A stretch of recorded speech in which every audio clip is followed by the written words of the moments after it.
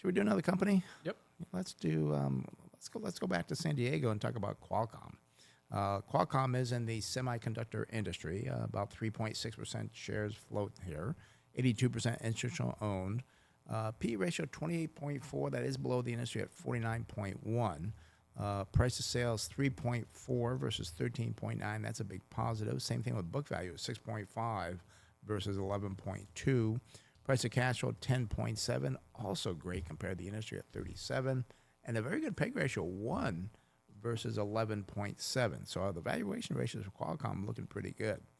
Unfortunately, their earnings are down. I don't know why, but their earnings showed down 46.5% over the last year when the industry is up 49.9%. But its sales of Qualcomm were up 10.2, which is good, but not as good as the industry, up 34.6. 5-year growth rate on the earnings for Qualcomm is 12.7 versus 30.6%. Qualcomm does pay a dividend. They pay about a 2.5% dividend. They use 70% of their earnings to pay that out. Balance sheet, let's see here. Current ratio, a lot of liquidity, 2.5. Still good, but below the industry at 3.4. Debt to equity, 0.6 versus 0.3. We do see a net profit margin at 12%, not as good as the industry, which is at 28.5. And return to equity for Qualcomm, 23.3 versus 56.9. Free cash flow is $12.9 billion for Qualcomm. The industry, $43 billion.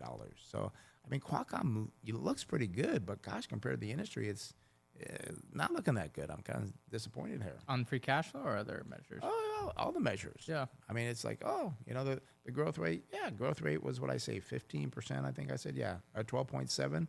Well, that's a good growth rate, but the industry at 30.6. So Yeah, I mean, it's not. I know it's trying to get into AI, but it's not as heavily into AI. So I think you are comparing more against, your Nvidias, your AMDs that are playing in that space. But then, you look at the valuation ratios for other chip companies, and that's where there's that. I think that balance, so to speak. But looking at the current price for Qualcomm, again, their ticker symbol QCOM, $140.70, 52-week range.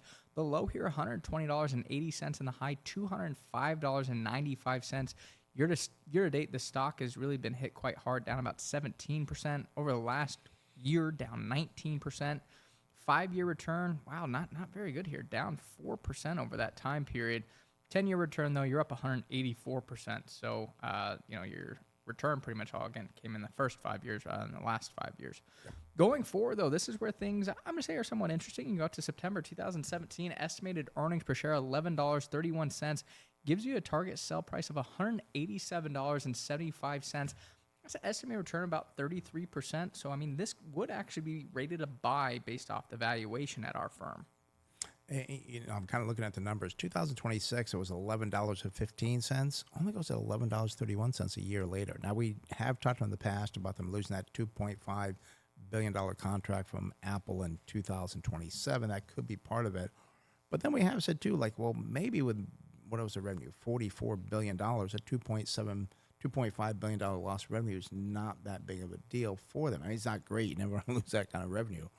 But I'm just disappointed on the growth on the earnings. A big thing that Morgan Stanley, actually, they downgraded Qualcomm this last week over concerns over memory shortage in Micron and the other areas that have really seen prices spike. Right. And I think what's starting to concern people here is obviously now you have your data centers competing for these memory chips as well, and it doesn't necessarily impact what Qualcomm has to pay.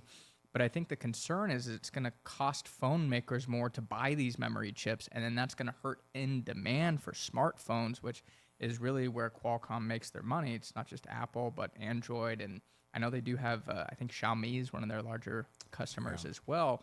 So if you have this slowdown in smartphones, that's also going to hit Qualcomm. And they did have kind of guidance that didn't live up to analyst expectations when they reported. That's why the stock did get hit when they reported last week. And I think the stock's been as high as $218 a share just about a year and a half ago. I mean, it was pretty high. I gave that high was 205. 205 was a high. So, yeah, and people are like, oh, this is great for Qualcomm. But, again, I think now could be going on sale. I think it's bouncing around the 135 to 140 level. Well, the thing that I find funny, right, is that Apple, everybody got all excited about Apple again this year.